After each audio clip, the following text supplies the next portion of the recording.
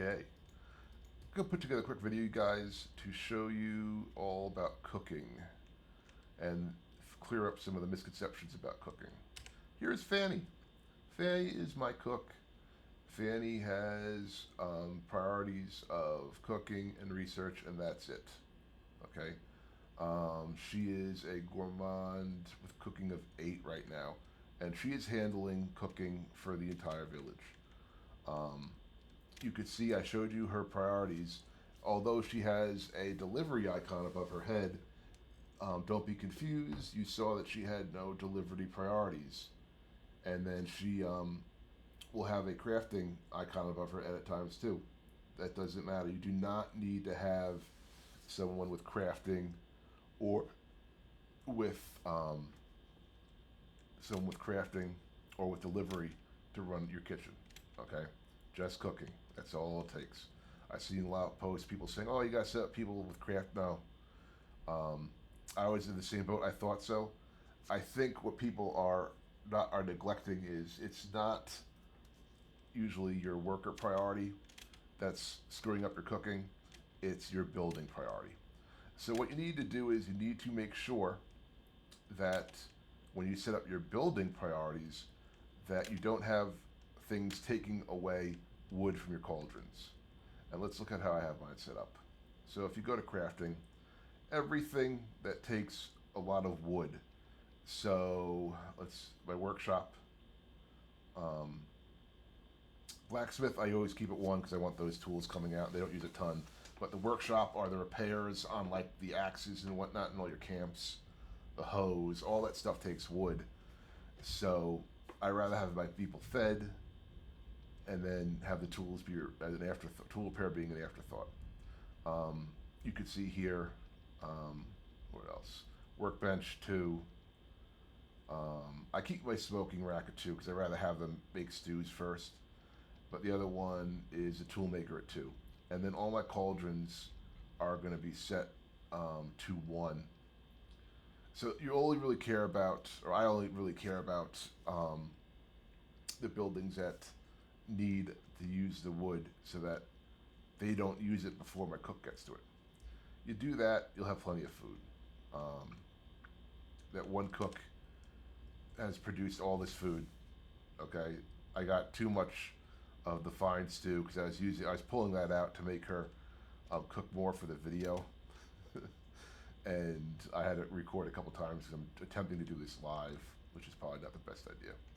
But to summarize it, just make sure all of your buildings that take wood are marked at Prio 2, and then your cooking buildings at Prio 1. As you can see here, Fanny's got Research 1, Cooking 2, no delivery, no crafting, and she's doing just fine with her hat. That's the end of the cooking part. If you want, you can stay around. I'm going to do a little bit more on my village organization. So the next thing I want to talk about is your storage. I leave all my storage at 5. I don't even touch it generally, except for specific buildings. And what I usually do, the important ones, I will mark with an underscore, and then I will give them a prio of 1. And what that does, it allows me then to have these individual buildings that have exactly what I need in them. For instance, I always keep a building material storage really close to my travel sign, so I can run materials out if I'm building.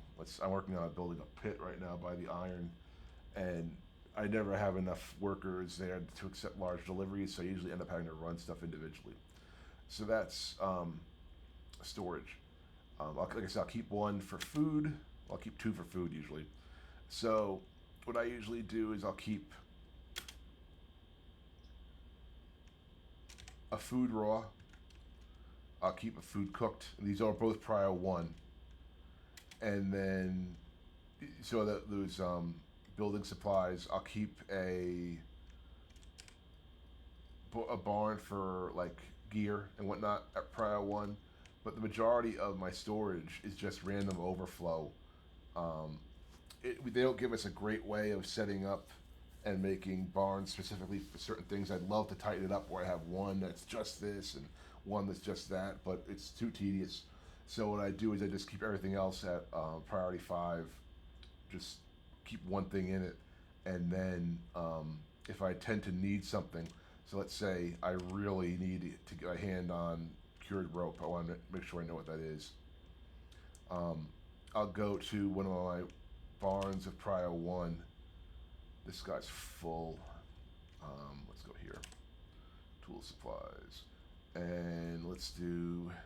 This is a Prio 1 as well, so I can do cured rope. And I'll just say, I need some in here. We'll mark it as 50.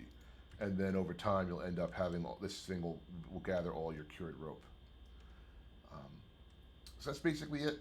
I try and keep all of my crafting. I try and keep the buildings that require certain skills together. So ideally, I'd have all my crafting closer together.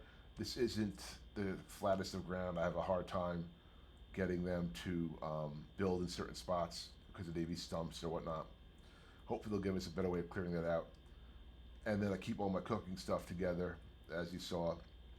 I'll keep my tanning together for my hides, and then I'll set it up where I have materials close by that I need. Um, what else? Farming close together, and then I'll usually build a barn for my hose. Keep all my hose together, as well as my seeds. And then the last thing I always do is buy the travel sign that I use the most.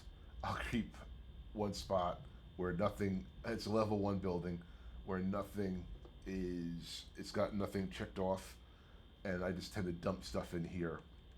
And that's how I do my organization.